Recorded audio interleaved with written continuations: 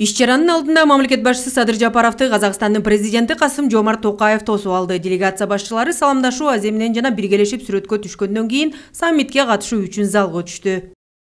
Жалпы горизонттор глобалдык туруктуулук үчүн Борбор Азия менен Италиянын диалогу деп аталган Борбор Азия-Италия биринчи саммитинде президент Садыр Жапаров Италия менен стратегиялык өнөктөштүктү түзүү, экономикалык жана өндүрүштүк байланыштарды чыңдоо Кыргызстан үчүн артыкчылыктуу мааниге ээ экенин белгиледи. Товарооборот Кыргызстана с Италией за последние 4 года увеличился. Кыргызстандын Италия менен соода жүгүртүүсү акыркы 4 жылда дээрлик 5 эсеге өстү. Ошол эле учурда республиканын тышкы соодасынын жалпы көлөмүндө Италиянын үлүшү анчалык чоң эмес бойдон калууда.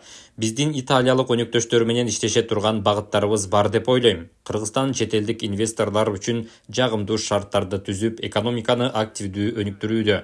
Биз италиялык компанияларды гидроэнергетика, кайра жаралуучу энергетика, жеңил өнөр жай, банк сектору, санариптештирүү жана туризм сыяктуу тармактарда долбоорлорду ишке ашырууда кызматташууга чакырабыз.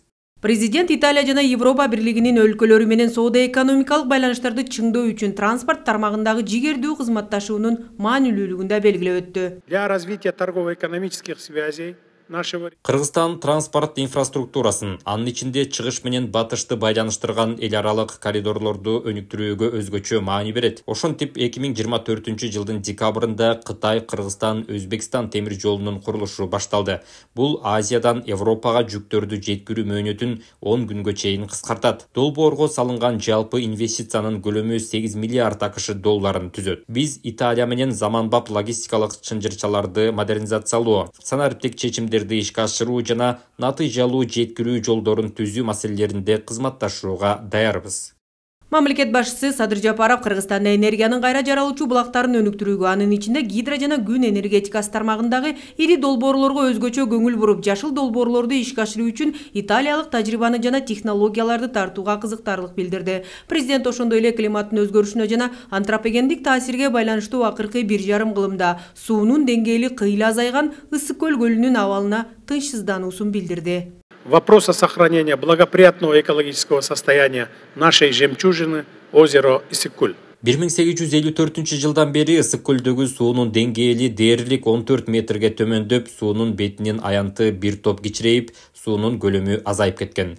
1950-60 жылдары көлгө 100-110 куймалар агып кирчү. Азыр 30-35 гана. Бул жөн эле статистика эмес. Бул Арал деңизинин жок болушуна салыштырууга боло турган катастрофанын коркунучтуу белгиси. Ошондой эле мамлекет башчысы 2027 жылы Бишкекте өтө турган Бишкек плюс 25 экинчи глобалдык тоо саммитин өткөрүү планы тууралуу маалымдап, өнөктөштөрдү бул маанилүү иш-чарага катышууга чакырды. 2027 жылы болсо Борбор Азия Италия кезектеги саммитин Кыргызстанда өткөрүү сунушун колдоо үчүн ыраазычылык билдирди. Соңунда президент Садыр Жапаров Кыргыз Республикасы аймактардын ортосундагы байланышты чыңдоого жана өз ара пайданы камсыз кылууга, көмөктөшүүчү биргелешкен демилгелерди ишке ашырууга активдүү катышууга даярдыгын тастыктады. Акмарал Сабатар, Адилет Ишкожо, Ала Тоо 24.